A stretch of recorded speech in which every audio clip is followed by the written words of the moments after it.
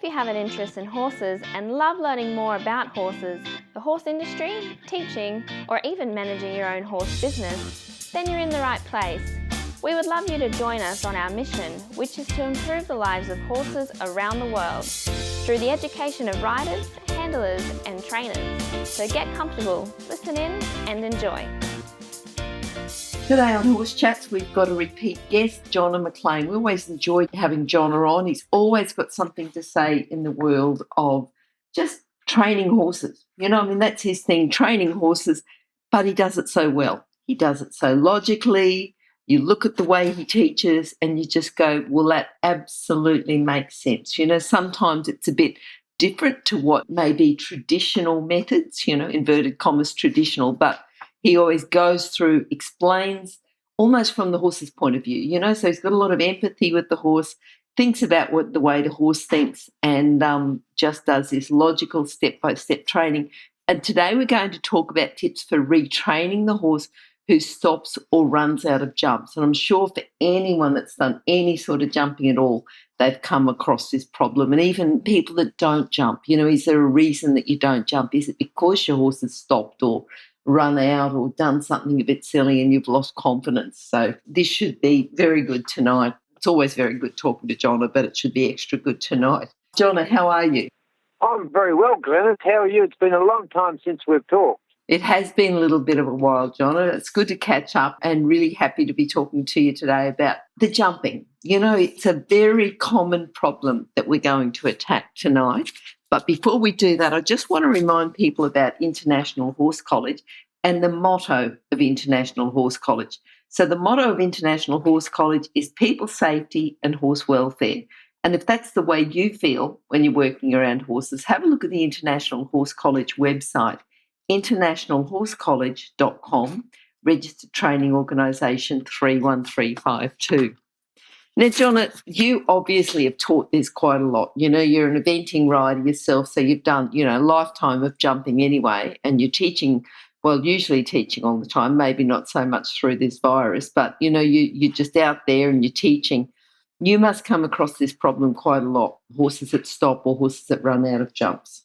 Yes, Glenys, this is probably one of the most common issues that I have in terms of jumping that come to me, because the people that have these issues are not really sure why he's doing it. And we could try and cover all the issues as to why a horse doesn't jump would probably just take a whole episode in itself. But let's just talk about the most common reasons for the beginning, because they can crop up even when you think things are going well. These issues can still happen. So I wanted to clarify what we can do about it, because it's not a lost cause. Okay. It can be if you let it go. Yeah. Okay. So what you're saying, I think, and correct me if I'm wrong, is that the more often these horses are able to practice refusing, they learn to refuse, they keep refusing or running out or escaping, then the more likely it is to recur. Is that correct?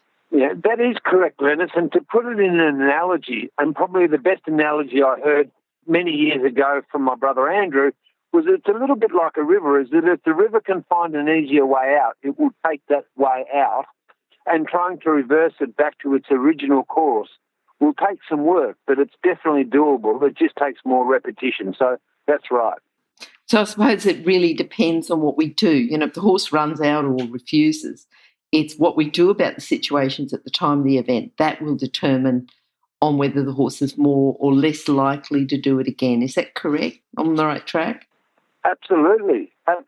Because if the situation is allowed to continue, then it becomes a habit, because a habit is just basically, a repetitive response to a stimulus or an aid or a circumstance, whatever it is. And so then it becomes habitual, and then it becomes more ingrained because it's practiced. That's right. Mm-hmm, mm-hmm. Now, I know that you talk a lot about profit for the horse. The horse is going to profit from doing something. How does the horse profit? Is it the removal of pressure? Yeah, tell us a little bit about that. I suppose if we remove the pressure, give them a reward for running out or refusing, then that's not what we really need to do. The horse is going to learn from the removal of pressure. That's right, Glenys. And we have to clarify at this point of what we do in training will largely dictate what happens in competition, because the two circumstances are different. One is a test, and that is the competition. And the other one is where we're training to try and consolidate desirable outcomes. And that's a training exercise. And until that is consolidated, then we probably really shouldn't be overfacing our horse with really difficult obstacles, because we may end up with a problem, because what we do in our trainings, as we'll talk, is quite different to what we do in competition, because there are rules that stipulate what we can and can't do from an ethical and from a safety point of view. Yes, and I like the way that you talked about overfacing with difficult obstacles. I think that's something that we'll probably talk about a little bit later on, but punishing the horse in front of the jump. What does that do if the horse doesn't jump and we start to punish the horse? Tell us a little bit about what is punishment. Is it just sort of keeping your leg on and asking your horse to jump, or what is punishment and how does that increase the flight response? Just tell us a little bit about what is punishment, what's regarded as punishment, because some people might think that, pulling the whip out and giving the horse a couple of cuts across the rump. Just tell us a little bit about punishment and the way that the horse reacts, because I really like the way that you've got this empathy with the horse. You're starting to think the way that the horse is thinking and what would happen about the punishment in front of the jump.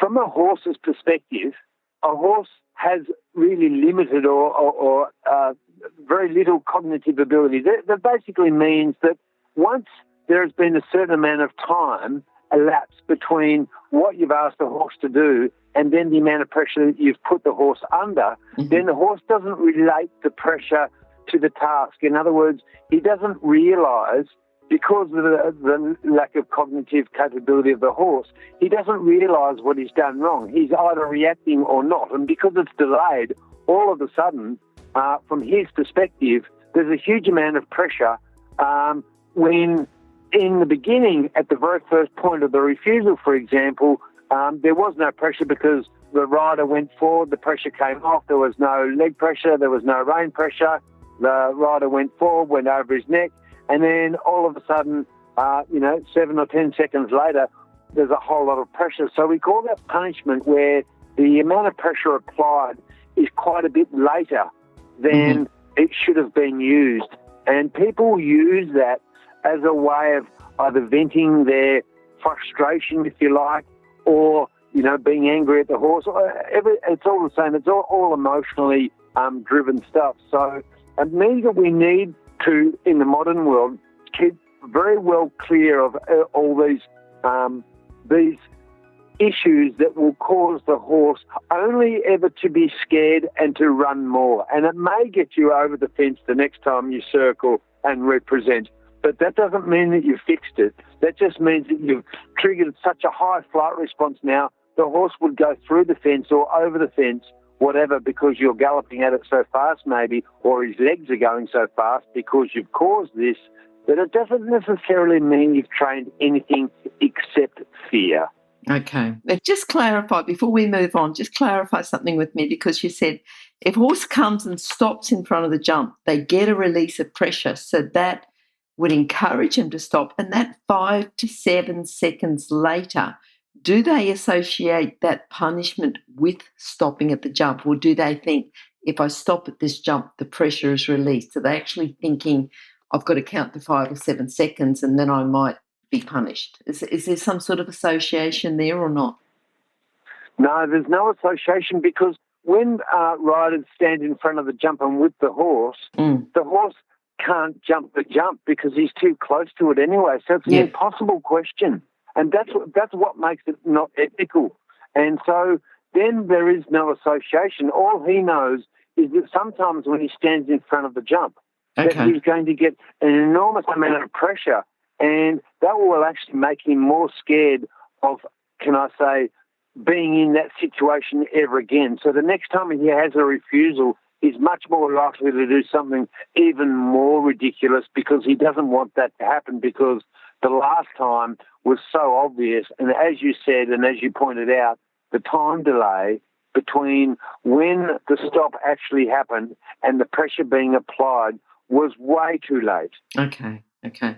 Now, that's to do with stopping at the jump. What happens when the horse runs out? It could be left or right, but what should we do for a horse that just, they just sort of turn their head, cross their jaw, grab the bit and just go? What do we do with those horses?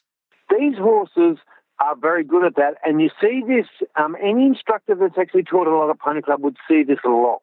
Mm-hmm. And of course, let's say, for example, that the horse primarily dashes out to the right, for example, there will be, if we could play this in slow motion through everybody's minds, what you would actually see is probably the shoulders going right. There may be some flexion to the left because the rider's attempting to keep the horse on their line to the left because it's happened before. Yep. So there'll be flexion left, and the horse's shoulders will be going right, and it will veer around the jump. And so then traditionally what happens is we circle round and we have another go. And because the horse has run out to the right, the rider's first logical reason is, I'll just turn around and have another go. I'm already going to the right, so I'll circle to the right. Yep. But what really is going to help the issue a lot is that if they could turn to the left rather than turn to the right, then that will put the horse back on the left rein, and also in that circumstance, while they're circling to the left, create an extra, if done well, create an extra level of obedience to the left rein, because the cause is the horse doesn't listen to the left rein. Okay. So instead of just running out, circling the horse, we should, whichever way they run out, we should stop the horse and turn them back the other way. Is that correct? Have I got that right? Yes, you have got that correct, because every time this has happened to me on a horse that is naive, in other words, it's learning jumping and he tries running out to the right and I turn him left, every single time that has happened, the horse has jumped the jump the next time. Yep, okay. Well, that tells us something very valuable. That tells us that the issue really is, it's actually, to put it technically for those listeners that have been following this the whole way through, it is the lack of self-carriage of straightness and also possibly the lack of self-carriage from your leg. So to combine those two issues, in other words, if you lose the degree of forward from your leg, like you're having to increase your leg aid to the base of the fence all the time, and slowly but surely the horse is getting slower and slower, that's a sign that's about to happen, a stop or a run out. And the other one is that the weight in your left rein is increasing on your way to the fence, which I have to add should be a huge wake-up call for the intelligent riders of the world, because they would realise they're having to use the left rein and their leg aid when really, because now you've used two separate signals at the same time, you are going to compromise the entire result. Yep. So this really, just sort of avoiding the jumping for a moment, it really goes back to that very first handling we do as a foal. When the foal's still there with the mare and we teach the horse to yield, and it's got to go back to that. You've done this training in such a, and this is for anyone that sort of followed Jonna, and listened to all his chats, because he's done quite a few. To get the horse going well as a foal, as a young horse, as a yearling, when you're first backing it and riding it out, it's the same if you keep making those very subtle corrections all the way through. And also too, I suppose, without overfacing them and giving them difficult obstacles, you're not going to have this problem, are you? This is really a problem that we've created and then we've got to go back and fix. Is that right? Oh, Glenys, I don't need to be on the radio anymore. I think you've got it exactly right, because as you said in the beginning, that all those foundation steps that we did in leading and pressure release training are all going to create little challenges for you to overcome. And if the release of pressure occurs by accident or because we don't know what to do at the wrong time, in other words, right at the time when the horse should be staying on its line or should be walking forward or whatever the issue is, if we allow that to cement further into other tasks, I can guarantee that the trial and error learning process of that event will then re-emerge in any slightly changed or, can I say, challenging context that the horse will then say, well, this worked last time, I'll try it again this time. Yeah. So that's what we want to avoid. Mm-hmm. And look, I think that you would see the same as I'm trying to explain. Every single horse that I've trained to jump from the word go all the way through, right through to FEI, have all been my best horses. And the ones that have been the most difficult are the ones that are the problem horses that I've inherited. They've always been the most difficult ones because everybody's had a little bit of a go and not everybody's done it the same way, and the rules have changed quite a lot. And so the context for the horse is not consistent from a riding point of view. That's the point, isn't it? It's about getting it consistent. Yep. Now, just going back to the running out, so just ideally in this situation, the horse should be unable to get past the fence, because if the horse runs out to the right and we circle it left, we actually catch before they get past the fence. Is that the idea? That is exactly the idea, because as we've said, from a leading point of view, from the very beginning, line is paramount. Line is more important than speed. Speed doesn't have any factor in the equation at all if you can't keep your line, because otherwise you just end up being a missile and being carted in whatever direction. Okay. So line is paramount, and then after that, then we want to be able to change the tempo up and down, and then be able to change the pace as well. So absolutely. So the profit for the horse being able to, while we're talking about running out, the profit for the horse is the simple fact that once he gets past the fence, most riders, you have a look at the run-outs, most riders, and I've seen thousands of these in real life and also on video because I've studied them a lot as well, is that when the riders have gone past the fence, they almost relax just for a moment and say, oh, my God, I can't believe this has happened. And we can all relate to that. We've all done that, where the horse has gone past the fence and then all the pressure's gone away. You could not feed a horse a carrot fast enough. That was perfect timing in terms of reward. So the horse has now escaped the fence, gone past it, and now the pressure has gone away. So now we've reinforced it by taking all the pressure away. And then we realise that we've got to get back on track and have another go, by which time the damage is already done. So what you're saying here is, or what I'm saying, and you've edified that, not letting the horse pass the fence is a really important part of this if you're a skilled enough rider to retrain it. Mm-hmm. And we have to underline that, because people's safety and the ethics of retraining is not always easy. So what we really want to try and do is not let the horse pass the fence. So I haven't covered this in my points, but let's say, for example, my horse runs out at a cross rail or a little horizontal rail on the show jumping arena. Yep. Then what I'll do prior to doing this task is that I would have already installed a really good backwards button, a reverse button that will work perfectly well. Because if it doesn't work perfectly well, when the horse is a little bit adrenalised and a little bit scared, your buttons fade. Mm-hmm. So you need to have really well-rehearsed buttons for this. And so training your horse to do multiple reverse steps, as in rein back, 4 steps or more even, when you can culture that, is really important. So now what I'll do is I'll ride up to the fence and the horse goes to run out, and then I'll halt as quickly and quietly as I can in 2 or 3 steps. Then I'll reverse the horse very accurately back onto my original line, exactly back onto my original approach line, until I am 3 to 4 horse lengths away from the fence.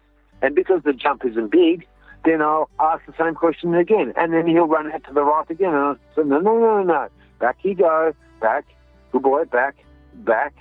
Pressure hasn't gone away yet, remember? And then I'll release my rein, put my leg back on and say, now go over the fence. And he might try this again. And then I'll do it the 3rd time, and invariably, under 4 repetitions, they realise that the only way to escape the fence is via the fence. And then we have a little bit of a light bulb moment between the rider and the horse, and then we can start to say, let's consolidate this new habit that we'd like and try not to let the old habit get any practice. Okay. So does that mean then that refusals are generally much easier to cope with? Yes, exactly. Precisely. Don't get into the point, and I have to say that out of all the horses that I've trained to jump, run out has never been an issue. Mm-hmm. It's only ever been refusals. Okay. And yet on the horses that are very educated, I can't say the same. So absolutely, you nailed that. It was a good comment to make, because it's a good reminder for the listeners that if you do this well, you don't have run-outs, you just have refusals. Okay, so we've sort of talked about cross rails and talked about in the show jumping arena because it's quite easy, but what about if we're training cross country? We've got run-outs or refusals or something cross country. What can we do there? And how do we, because we can't just go along and cut off a log every time the horse, it's a bit big. So how do we train cross country to stop a horse refusing and running out? Okay, and this is where it takes a lot of planning. When you are ready to be able to say, okay, I'm going to now start to school this horse cross country, because it doesn't refuse show jumping, it only refuses cross country. And rightly so, the refusals cross country are certainly probably one of the most testing contexts in which the horse could ever face. You and I know that.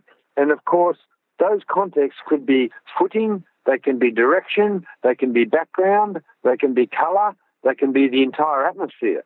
So it means that there's a lot of things to cover, whereas in show jumping, the context isn't really changing a whole lot. The footing is very consistent largely. The jumps are much the same.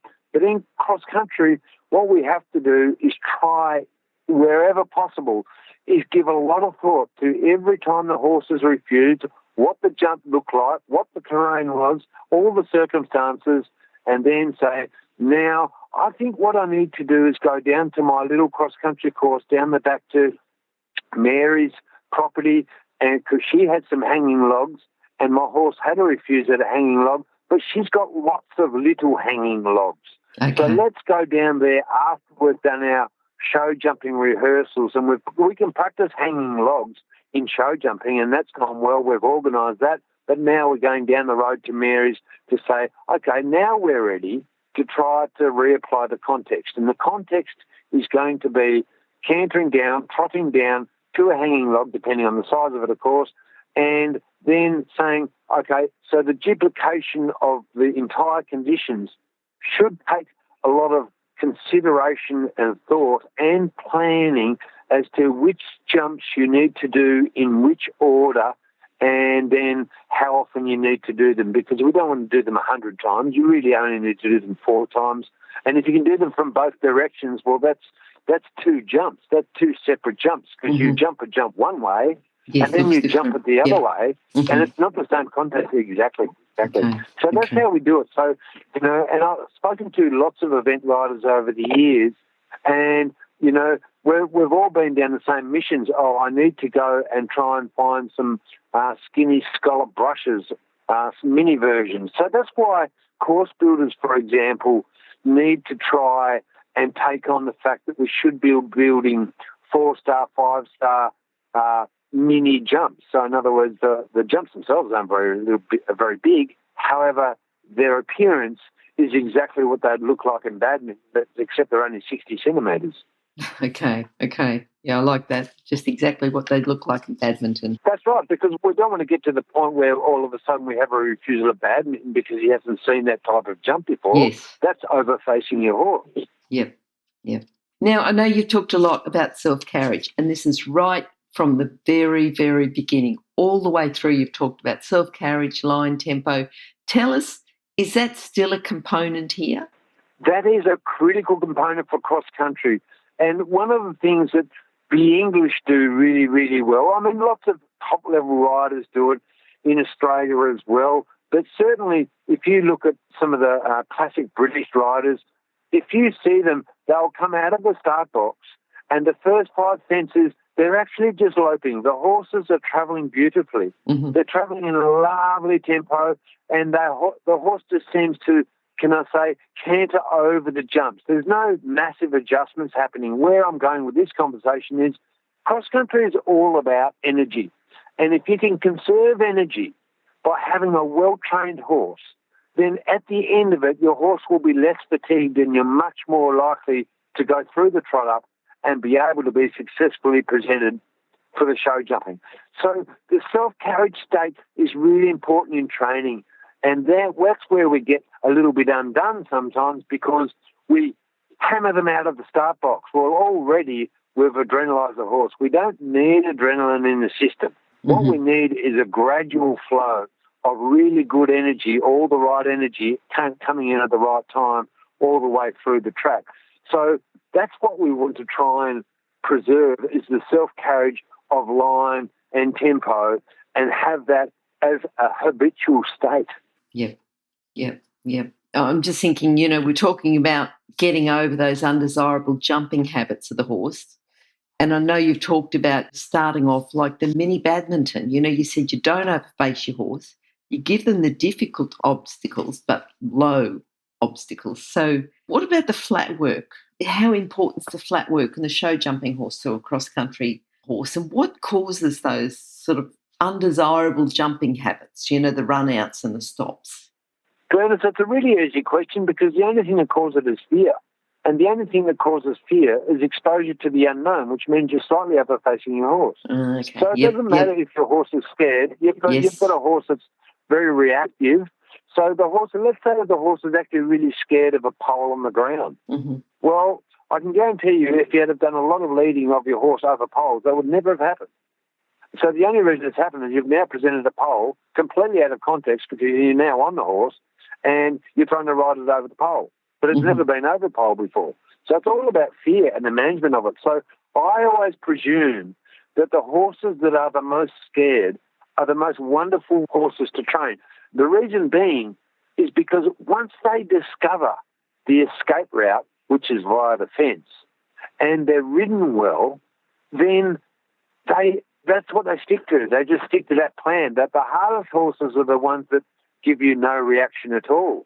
And you have to use what seems to be much higher pressure than the average horse to be able to get it to do anything, because then trying to get that horse in self-carriage from your leg, or even getting your horse to be listening to light turn signals or light rein signals full stop, is always going to be a bit delayed. This is exactly what happens in a tired horse. Once you've been galloping for, 7 minutes, 7.5, 8.5 minutes, and you've done 30-odd obstacles, and you've probably got another 10 or 15 to go, you'll notice that the signals from your leg and the signals from the rein are all start to get a little bit spongy. So you have to start planning your turns. You have to start planning when you're going to use any accelerations or deaccelerations or any adjustments, because the horse's responses now are now being affected by physical fatigue. Okay. Jonna, you always give us so much, but I just want to go over a couple of things. So you've said that the aids you train on the flat should be just as available in the jumping mode. And something else that you said about cross-country training, we need a high degree of variation, but low. Jumping small and wide rather than going higher. So we just need lots and lots of variation, but small jumps, like you said, mini badminton, okay? We just want the horse, I suppose, for cross-country to just be like an all-terrain vehicle, just walk and trot, and making sure the circumstances don't scare him, right? And then I know that you said, just over the obstacles. I suppose you're training lots just trotting in and popping over them, aren't you? Yes. Yeah. Can I expand on that comment that you made? Because that triggered a thought, Glenys, is that when you say low and wide before you go high, that's exactly right. Always explore width before height. Height is easy. People get really preoccupied with height. Yes. But the difficulty is, if you look at all the issues that people have in their cross-country horses, they'll be running out of arrowheads, they'll be stopping at ditches, they'll be stopping at trachinas, they'll be stopping at palisades and bullfinches and things that have depth and water as well. So all the things that have quite a lot of variation to them are, as if it would be predictably able to discern, that the horses are much more scared when they are presented with something that has depth to it, or it has a background, for example, a background of water, or it has a drop. So it's a change of perception, a depth perception issue. The horses have much more problems with those. Okay. So we need to train drops and banks and ditches before we start rolling on and doing what we did on the old days and saying, he hasn't seen a trachina, so I'll just put my foot on the gas a little bit and get over that. And you do that. But you don't realise that at the time, but we probably should have given the horse maybe a ditch, and I use these a lot wherever I can. Nice big V-shaped ditches, so the left-hand side of the ditch would be only maybe inches across, and it's only inches deep. Okay. But then when I go 10 or 15 metres to the right, the ditch is now 1.5 metres wide, and it's 1.5 metres deep, and it's probably got water in it. So I can use that, and that's what I would recommend to people that are really keen on doing cross-country, is building a ditch that is like a giant shallow V that just slowly extends and gets wider and wider. And when the self-carriage state starts to not be present from either a line point of view or a tempo point of view, it is at that point that you say, I need to practice this before I go further along my ditch and practice that with my portable show jump wings and my rail, which is actually mimicking a hanging log or a trachina. Okay, yes. And then if they do have a refusal or run out, we've got to be careful and precise, but we can't get emotional. Yeah, we're getting emotional, and we've all been down this track, haven't we? I've never been in trouble for being emotional, but I've been in trouble from my grooms and my wife from being emotional, and that's probably just as bad. But really, getting emotional just basically means that you hadn't prepared your horse and yourself for the circumstances enough. You haven't done enough homework. There's no other way to explain it, and now the horse has either been confused and scared or both. Okay. And then they become more reliable. We can apply underriding techniques, but we've got to be prepared so that if it does occur, we've just got to be cool, calm, and calculated with our reactions. Exactly. So the underriding technique is a very advanced form of creating honesty in a horse, and I do this so often. Mm-hmm. And I do this as a way of consolidating and being able to reproduce a technique in the horse, or can I say a more predictable outcome than what he presented to me with, by training the rider to do very, very little towards the fence and almost daring the horse to run out or refuse. Let's say, for example, the best example of banks, because lots of horses, paddle the face of the bank with their front legs, so they don't actually even know where the takeoff point is. So the horses are still worried about that because there was no tempo involved here, it wasn't regular.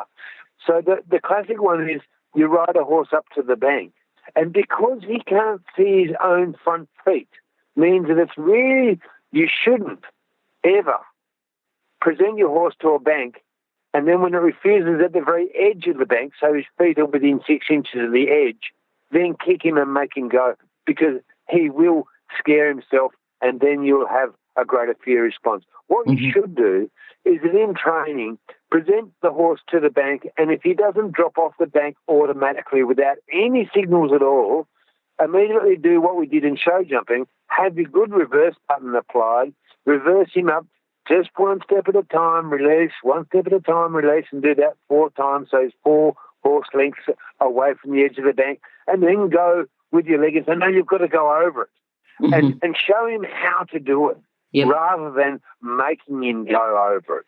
Because then, once he understands that he can lower his pole a little bit, have a look at the base, and then put his front legs where he's actually looking, which is now to the bottom of the bank or the ground or the new level of ground, then he'll start to do that automatically. So horses that don't lower their heads when they drop off banks and raise their heads are the horses that are going to either stop or jump off the bank and over jump the bank. That's a big issue, because once we get to FEI, nearly every time we have a bank, we have a related fence. And if the horse raises his head and jumps erratically, it completely changes the distances of the canter to the related fence, and therefore you're going to get into trouble at B or C or whatever it is. Yeah. I've got quite a few videos that I've just shot on my phone and I've passed to clients all everywhere across states and territories.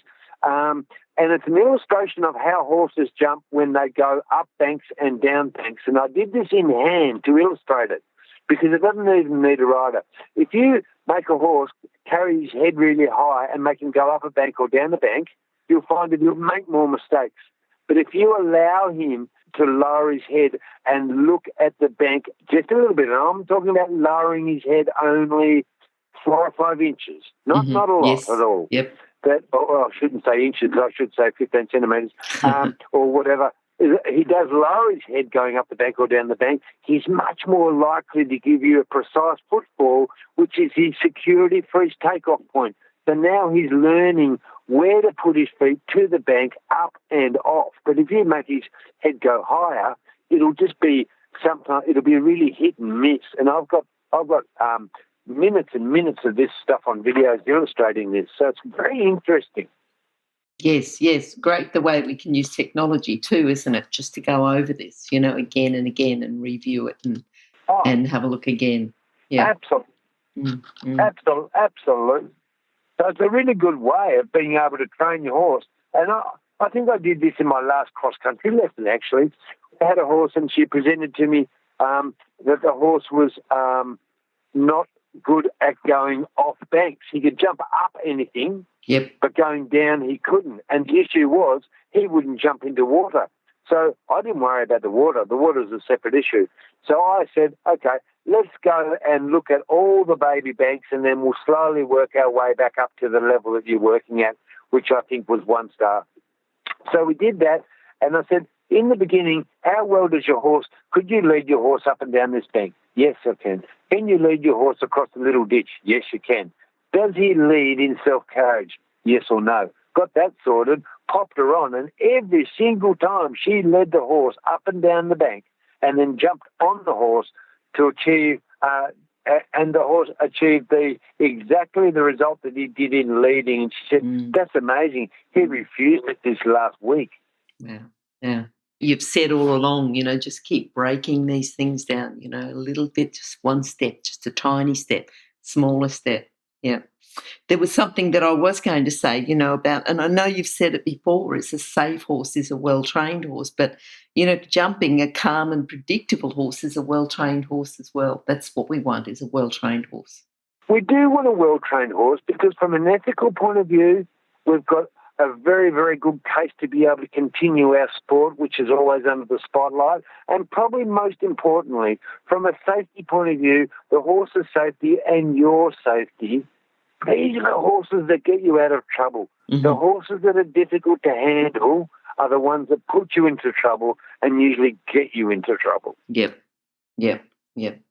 Jonna, again, I've just got to say thank you for your time. You always bring just all that extra knowledge, it's all the very, very similar techniques, get it and think about what the horse is thinking and break it down and everything else, but you just keep expanding, into so many areas. And this whole, jumping, we sort of talked about training a horse who stops and runs out of jump. We started off with show jumping and then ended up with eventing and talking about drops and ditches and banks. And I just think really good, it's just an absolute treasure to have you here and being able to talk to us and just give us your knowledge. Now, if people do want to contact you, what's the best way? Is it still through your Facebook page? Is it Train to Win?